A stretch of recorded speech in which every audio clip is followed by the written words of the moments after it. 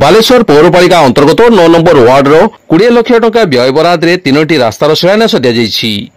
पौराध्यक्षा सविता साहू शिलान्यास करने सह समयसीमा मध्य कार्य शेष अधिकारी और ठिकादार को कही। स्थानीय काउंसिलर संजीव दास उपस्थित में कार्य अनुष्ठित होता।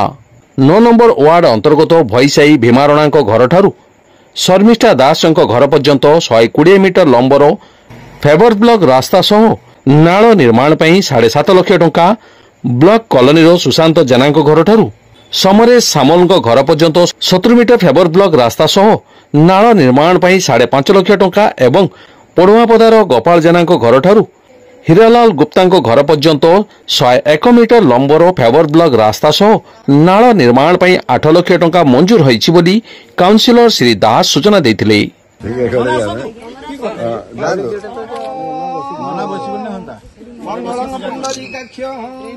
संजोग रहुछि पेवर ब्लॉक सहित ड्रेन सहित रास्ता तेणु समस्त प्रचेषा आपण मान उद्यम कहीं पाखापाखि 60-70 लाख 80 लाख टंकार कम यही गली प्राय पाखापाखि गोटे फाइल करदे किसी असुविधा ना। ये हूँ 7 लाख 7.5। धन्यवाद सर्वप्रथमे देवी जो आम जो वार्ड 9 नंबर वार्ड ये तो विराट बड़ वार्ड आज आम 3टा रास्ता शुभारंभ दिगला।